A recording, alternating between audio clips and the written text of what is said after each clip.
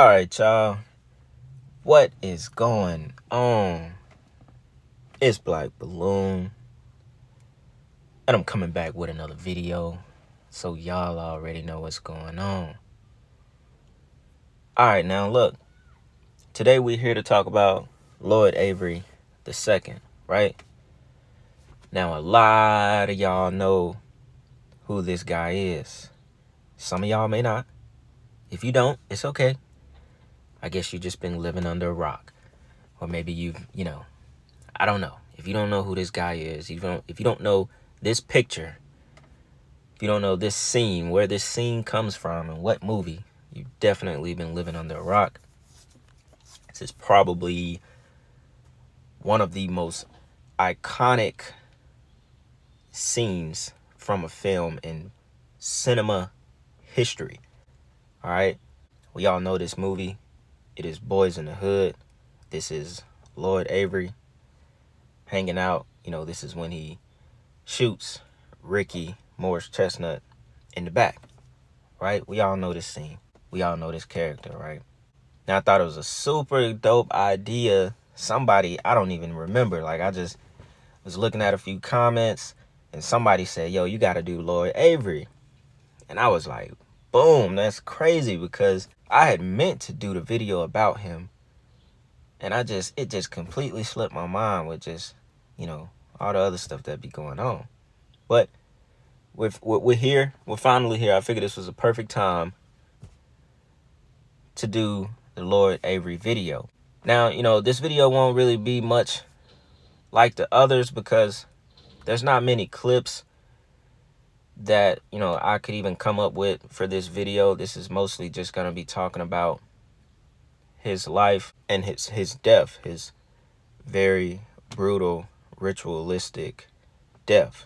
Now, when we think of a guy like this, we wouldn't think that he died the way that he did or he lived the way that he did because, he entered into Hollywood. He got into that world. He was actually friends with John Singleton. John Singleton did a lot. Shoot, I just mentioned John Singleton in the last video about Snowfall. It just goes to show you how his career spanned out. It started with movies like this in the early 90s and ended kind of basically with Snowfall, doing shows like that.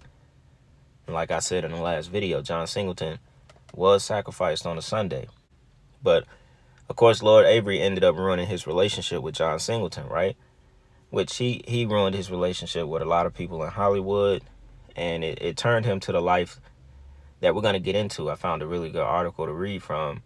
And we're going to get into the whole story of how, he went down the path of literally becoming the role that he played in Boys in the Hood. And you could kind of just look at this picture and look in his eyes, and you could tell, he had something back there that was a little bit different. He fit that role. Go watch Boys in the Hood, you know what I'm saying? And watch this scene. He looks like he fits it very well, Now don't get me wrong, a lot of them in that movie, they look like they were, LA gangbangers or whatever you want to call it, but he just looked, like that was really him, Now, although at this time he wasn't deep into all the street stuff, but his life really played out to imitate his art. How we do a lot of videos where we talk about life imitating art, it really played out that way with him, and he was another one of those people, just how I said with Brittany Murphy, Lee Thompson Young, one of those people you'd be like, damn, you look back down the road and be like, damn, he really dead? 10 years later, you like, damn, I didn't even know he died. And I think he died in 2005. We're going to get into all that in a few minutes. For people that played in iconic movies, sometimes you just don't really look too deep in it. And then when you come across how the person died, it's just like, wow, damn, I can't believe this person died that way. But at this point, I just want to go ahead and get into this article about his life, being involved in gangs, and how everything came to an end. Lloyd Fernandez Avery II was born to Lloyd Avery Sr.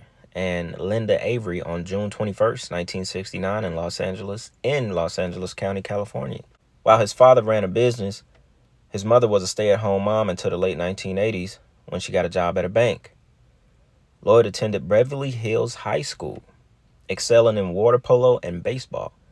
His classmates described him as the occasionally shy, but the class clown who cracked funny jokes during lectures. His younger brother, Shay Avery, reminisced, "We were silver spoon kids. We never needed for nothing," which makes sense. Obviously he went to Beverly Hills High School, mostly depicted, young, well-off kids go to that high school. But as we know, a lot of kids that grow up that way, they tend to gravitate toward, wanting to be from the streets, wanting to be accepted from people who didn't grow up with the advantages that they grew up with. And a lot of times it ends very badly for those kids. Lloyd had a knack for getting into trouble. Often described as more of an attention getter than an aspiring criminal, his impulsive attitude landed him significant problems in 1968 when he was leaving a UCLA party in Westwood with his friends. He got embroiled in a fight with a group of frat brothers. Despite his friends repeatedly requesting him not to get involved, gunshots were fired, and a patrol car arrested Lloyd after he was found carrying a fake ID. He had to spend 3 days in jail. Lloyd's friend, Keith Davis, recounted, "What scared me was that Lloyd was laughing about it. He told me that he really liked jail. It's like, how the hell do you get locked up and you just enjoy it?" He was so flippant. Lloyd Sr. wanted his son to follow in his footsteps, but his son wanted to pursue a career in music. Despite his father's forbiddings, according to reports, he got arrested in June 1990 for stealing studio equipment from a guitar center. Lloyd got his first big break with his friend John Singleton directing the latter's first feature film, Boys in the Hood, which was a huge commercial success and got multiple nominations at the 64th Academy Awards. Although he had a minute role in the film, Lloyd starred in one of the most iconic moments in the history of cinema, as I stated earlier. One of the co-stars, Malcolm Norrington, reminisced, "That shot of him out of the window holding a gun is iconic." As Lloyd basked in his newfound fame, his friends and colleagues began to notice unsettling developments in his behavior. Keith Davis recounted an incident where he was shopping with Lloyd at the Slauson swap meet when a few gang members came up. Keith said they asked Lloyd if he was a blood, and it clicked. "Yeah, quote, I'm a blood now." It was surprising since Lloyd knew the perils of street gang wars when his younger brother, Che, was in prison because of getting involved with them. His friends described how the fame got into Lloyd's head, and his callous and impulsive behavior had resulted in him burning bridges with old mates, including John Singleton. As he got increasingly frustrated with both his acting and singing careers coming to an end, he got embroiled further in gang activities. He started threatening directors and other cast members, burglary and carrying around weapons, among others. He then moved into the jungle and had alleged connections with the Black Peace Zone set. He also got jungles tattooed above his left eyebrow and donned gang attires. Now, I'm pretty sure a lot of people that's kind of like, that was infatuated by gang culture or LA gang culture, you heard of the jungles. It's kind of like, that one way in, one way out type of situation where, you're not getting in, you're not coming out if you ain't knowing the people or if you ain't affiliated somehow with the set that's in the jungles, right? And if I'm not mistaken, if y'all remember, the jungles was a part of Training Day when Denzel was going to go see his girl, and he was getting permission from the Black Peace Stone set that was in the jungle. So, that just gives it a little bit more pop culture when they used it in Training Day, or I guess, if you want to say how dangerous it was at that time. And, you could already tell just by him growing up the way he did, going to Beverly Hills High School, blah, blah, blah. He moved into the jungle. He wasn't from there. He wanted to be a part of that, and he was probably allowed because he had already had fame from being in the movie. This is after they did Boys in the Hood. It says on July 1st, 1999, the Los Angeles Police Department was notified about a shootout in the Santa Barbara Plaza of the jungle. According to police reports, an individual had shot down two transients, Annette Lewis and Percy Branch, who were hanging out together in the neighborhood. Eyewitnesses claimed a car stopped by them with a man arguing with Annette over something before pulling out a gun. She tried to flee but was shot at least 5 times in the back, while Percy was shot in the upper abdomen area and the right thigh. Annette died at the scene, while her friend was rushed to the UCLA Medical Center where he died weeks later. The police had collected some shell casings from the scene, and they were traced back to be fired from the same gun type used in 2 shootouts months earlier in the same neighborhood. One shootout happened at the Islamic Center on April 20th, 1999, while the second transpired at the same murder spot on March 29th, 1999, where the assailant was spotted firing from a black Cadillac. According to the show, the Cadillac was registered to Lloyd. However, the evidence gathered was circumstantial, and the police could not charge him. But as said earlier in this video, he did eventually get charged with those 2 murders. So dude had, he was really living that life. Basically, he took that role and completely ran with it and became, he became a real blood and started really killing people, Or it could be something to where if we want to speak on it spiritually, maybe he took on that role a little bit too hard, because at the end of the day, I believe spirits charge people to want to commit murder. And to be evil, like, you have to want to do evil. You know what I'm saying? Like, in order to go from a place like where he was to the place where he ended, but then the crazy thing was he found Jesus. We're gonna get to that. We're gonna get to that once we get into the ritual part of his death. But I just feel like spirits drive these people to do that when we're talking about life imitating art.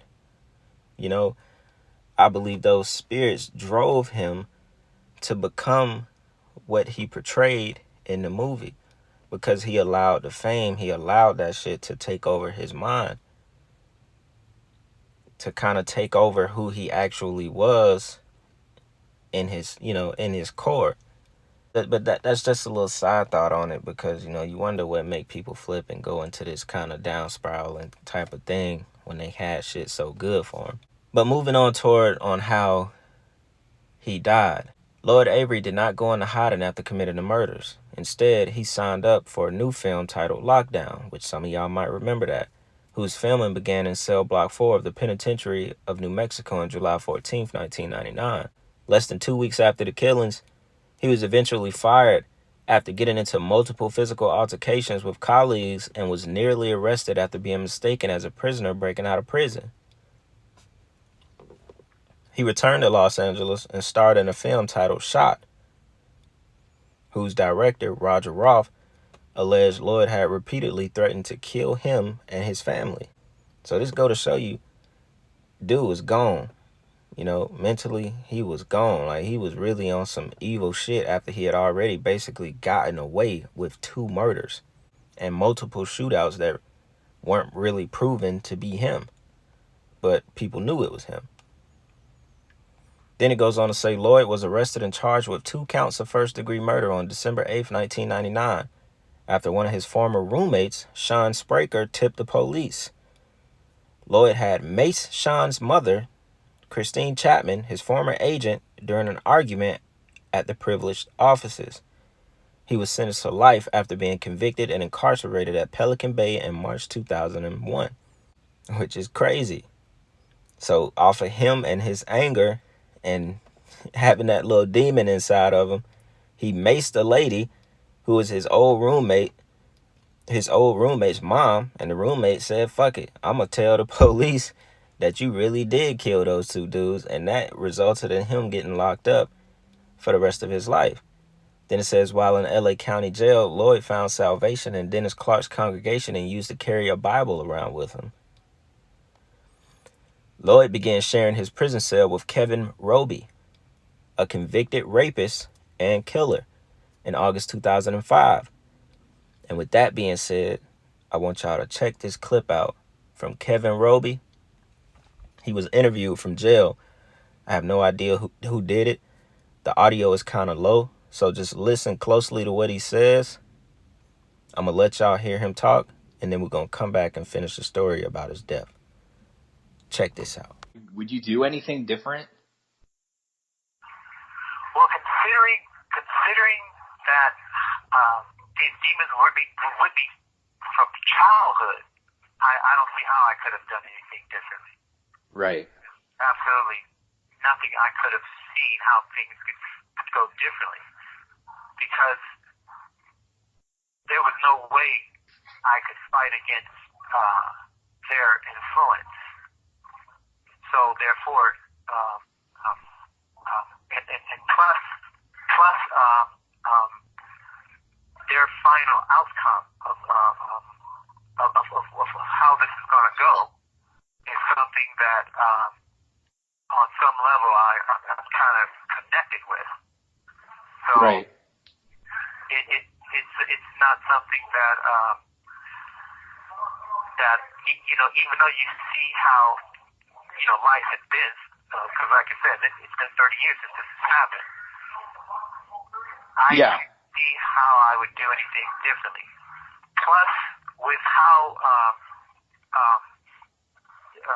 the energy that comes from darkness, even under these conditions, that feeling is such, it's like a high within itself, to where that feeling in itself is like, it keeps you from, it's like other people in my position, they would be depressed, beat down, wish this, but this demonic energy is such that I'm still, there's just an energy and an aura that just emanates from me, and it's a feeling that's a high within itself. So it's like the greatest feeling in the world in that sense. So I don't see how, even if I had to do it all again, that I would do it any differently, because I'm still pursuing this path. Right. So, I don't see prison being the end result of this. I don't see it as it can truly hold me very much longer. But as that power grows, that's why, so in a sense, I'm representing that dragon in prophecy, that prison can only hold you for a certain period of time, and then nothing will be able to stop me. So, given the right circumstances again, would you do another human sacrifice given the time of day and opportunity? You talking about in the future? Yeah. Well, there would be no cause for it. Why is that? I've already sealed my his pact with darkness. Already embraced it. I was just telling Andrew, that you've already sealed your pact with darkness, so there's no point in, doing it anymore. Right. Right. No, there should be no point in anyone else doing it at this point, because I'm already. So there's no point in that happening again, because you've already accomplished it. It's done. Right. Satanic, have you undergone a psychiatric evaluation? Now, that clip goes to show you how deceived these people are when it comes to Satan. Because he told y'all that he represents the dragon of prophecy. So it's almost like, how, and I've talked about this before, it's like atheists and Satanists, it's not the fact that they don't believe in God. It's the fact that they choose to worship Satan. They know everything about Jesus. They know about the Bible. They've studied it. It's almost their job to be aware, of their enemy, basically. They're Satanists. They're the complete opposite.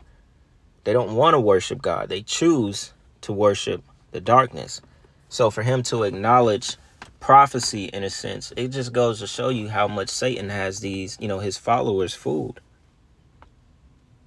And, the crazy thing was, listening to this, it was kind of eerie, It's like you could almost feel the darkness coming from his words, because in the beginning he was like, there was no way he could have chose a different path, because the demons were in him. He said the demons were in him from a child, so there was no way that he could have did his life any different. And if I'm not mistaken, he raped his own sister, and I think he raped another sister of his as well. So he definitely had that darkness in him, and he recognized it. He said he got a high off of the darkness. So this is someone who does this with intent. His intentions is to be dark, to thrive off of that evil energy. So this kind of guy is the worst kind of guy to be around when it comes to people who are Satanists, because they fully embody it. He doesn't want to acknowledge the light. He doesn't want to acknowledge God. This is who he is from birth, and he admits it. Now, this is the guy that was paired with Lloyd Avery in the cell. And, that's why a lot of people believe it was a setup, because he should have never been paired with him in the first place, because Lloyd had turned into a Christian, carrying Bibles, and he actually tried to convert the man to Christianity, and it didn't work. And that's ultimately why he lost his life, because they kept getting into fights. So, I think just listening to that clip where he was getting into, how the darkness makes him feel, and how, he was almost speaking as if he was like the God Satanist. He was like, since I made the sacrifice, the human sacrifice, no one else should have to make another sacrifice, because I've already did it. I've already made my pact with the devil. He's speaking like he's just a really high priest Satanist or something, you know what I'm saying? And saying that jail is not the end for him. He's eventually going to defeat it and move on to the next level of, his darkness. I don't know. It's real odd and just eerie kind of listening to him talk, but this is the guy that's responsible for killing Lloyd Avery. And I guess I'll use this time to go into exactly how he killed him.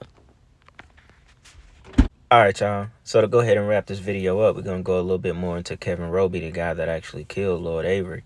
So it says on September 6, 2005, correctional officers at Pelican Bay State Prison entered one of the shared cells, and there they found the body of 36-year-old Lloyd Avery. Now, this death has a lot of numerology, because he was 36 years old, and they actually found his dead body on September 6th. Now, mind you, he was already dead 2 days before that on September 4th. And you wouldn't believe what day September 4th, 2005 was. September 4th, 2005 was on a Sunday. Now it says the former Hollywood actor had been bludgeoned and strangled to death by the other occupant of the cell, Kevin Roby, who had performed what appeared to be acts of a ritualistic worship with the body of his fellow cellmate. The murder of Avery occurred 2 days prior to the discovery of his body, and there were many unanswered questions about how the prison guards had failed to notice or realize that a gruesome murder had been perpetrated by a dangerous criminal with a sickening criminal past. The motive for the crime is equally shocking, and it appeared to be an apparent ceremonial covenant carried out by Satanists, which basically was a blood sacrifice to Satan. Since December 1989, when the Pelican Bay State Prison was opened, there had been some 17 murders up to September 2005. In order to understand that 18 murder, which as fate would have it turned out to be the brutal death of actor Lloyd Avery, it is necessary to look at the life and crimes of Kevin Roby. It says, at the age of 23, Kevin Roby, an Air Force Academy dropout, was sentenced to the murder of a member of his own family. Remember, I told y'all, I think he murdered his sister. On January 31st, 1987, detectives arrived at the home of Roby's mother, who lived at West 37th Street in Los Angeles. They were there to question Roby about his eyewitness testimony concerning the apparent abduction of his older sister, 25-year-old Velleman Hill, where I told y'all he raped her, and he also raped his younger sister. We're not going to go too deep into Kevin Roby, but that's pretty much the gist of how he even got in jail in the first place, right? So it says by the time his body was already decomposing and he was pronounced dead at 12:10 on Tuesday, September 6th, Avery's family, including his brother Che and mother Linda, doubted the official version of the circumstances surrounding Lloyd's death. They said they listed the cause of death as an aspiration of blood with blunt force trauma and as a contributing factor. The Avery family conducted a private autopsy which stated the cause of death as blunt force trauma and complication by aspiration of blood going into the lung. Also made mention of the injury to Avery's skull, describing a 1.5-inch abrasion on his temple. So he was basically bludgeoned and then he was strangled to death as well. Now, the crazy thing about this whole thing is that he painted the walls with Avery's blood, and he also made a pentagram of, he created a pentagram and he laid Avery's body inside of that pentagram. And that is how he was found. But the crazy thing is, though, they say that he was found inside of the pentagram, but somehow, it's really confusing, y'all. There's a lot of questions that went unanswered because Kevin Roby himself said that he tucked Avery's body under the bed, and when they would do head counts, he would use his body and his arms as like a puppet, and he would raise Avery's arm up for the head count, so the guards would think that he's there and everything is cool. But if you think about it, they're doing head counts, multiple head counts a day, where the inmate has to stand up and come outside of the cell. So how was it possible that he was actually hiding the body under the beds? Because he said he hid Avery's body in sheets wrapped under the bed. But when they found his body, he was doing the ritual. He had his body in the pentagram, and there was blood all over the walls and shit. And, the crazy thing about this is, doing Lloyd Avery, it made me go into other actors and stuff that played in Boys in the Hood. And this brought me to Lexi Bigham. Now, I didn't know this dude lost his life as well. And y'all might remember him from a couple of other movies that he also played in. He died while he was working on High School High. Now, they say he got into an accident way back, I think, in 1995. But y'all wouldn't believe it, though. You wouldn't believe it. He died December 17th. Lexi Bigham. He died December 17th, 1995, on a Sunday. Played in the same movie as Lloyd Avery. They both were killed on Sundays. This is why we do Sacrifice Sunday. If y'all don't know, this is why we do Sacrifice Sunday. That's where the series came from. Because of so many celebrities, and even if they're not celebrities, they're just somewhat significant to Hollywood, they were sacrificed on a Sunday. Sun worship. It all goes back to the occult. And this also goes back to the youngest black movie screenwriter, producer, whatever you want to call him, John Singleton. He was the first to be, I think, nominated for an Academy Award at 23 years old, being black. He was also killed, they say he died from complications of a stroke. But guess what? He died April 28th, 2019, and that was on a Sunday. So we're talking about the director of Boys in the Hood, the guy who was involved in probably one of the most iconic scenes in cinema history, and also another actor that had a small role in the movie, but they all died on a Sunday. These were all sacrifices. They all were killed, y'all. And it ended with John Singleton, the most important of them all. It's honestly crazy to me. When I found out about them two, it really, it just tied the knot on Lloyd Avery. Lloyd Avery, his whole thing, I honestly think it was set up that way. I think he was legitimately sacrificed by Hollywood, and it was set up that way. They knew that who he was being paired with was a Satanist, and they knew eventually he would kill him. He was probably ordered to kill him anyway. It didn't matter that Lloyd Avery was a Christian. I don't believe that. I don't believe he was trying to turn him into a Christian. They got into a fight and boom, he killed him. No. He was going to kill him regardless because he was ordered to do that. He was already a Satanist. He sacrificed him. He admitted to sacrificing him. He didn't say this was a murder. I wanted to kill him because I was mad. No, Kevin Roby admitted that he sacrificed the man. He sacrificed him to Satan, and then he said God was next. He said that. The dude said that. So this was legit. This wasn't just I murdered my cellmate. No, this was a sacrifice, and it was set up to be that way. And so it lets you know how demonic this stuff really is, yo. And you gotta remember, like the dude like Lexi Bigham, these people are paying prices with their life, half the time for stuff they're not even aware of, like all these people, especially people who aren't, huge like John Singleton, and they're not deep in the Hollywood world, they're just used as sacrificial lambs. Like literally they're sacrificed and killed, and they do rituals around these people's body for more power, more blood, because that's what they have to do. They owe bodies, they owe souls. So that part we got to remember. Most of these like these small actors and stuff that's just in and out of little films, a whole minute on the movie, not even their name doesn't even get put in the cast. That's how Lloyd Avery was. His name in Boys in the Hood was Knucklehead. It wasn't even Lloyd Avery. They didn't even put his name, in the credits. His name was Knucklehead in the credits. So, these people are just used and abused, and they're sacrificed to the goat god just for blood, just for demonic energy, just to,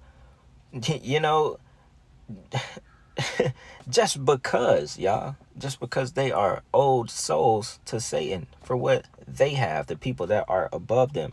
And then that person above you, like someone like John Singleton, who put you on and they let him have a great career, they sacrifice him. Why? Because at the end of the day, he doesn't mean nothing to the people that really run Hollywood. He was the first black director to get nominated for an Academy Award at 23 years old, but they don't care about that shit. They allow that. They will sacrifice you. It's deep. It's deep, y'all. It's deep once again, man. So, I thought this was a really good video to do, although I know there's a lot of me talking. I know y'all want to see clips, but honestly, with this video, there's nothing that clip was the only thing I could show y'all. Like, there's no clips about none of this stuff. Even people that's done videos on Lloyd Avery, you just have to talk about it. There's nothing to show, you know what I'm saying? So, y'all already know what's going on, man. Y'all let me know what y'all think about that video. Anything I might have missed, y'all be sure to leave it in the comments. And with that being said, please give me y'all requests for whatever y'all want me to do in the upcoming future. And y'all already know what's going on, man. It's Black Balloon. And I'm going to see y'all soon.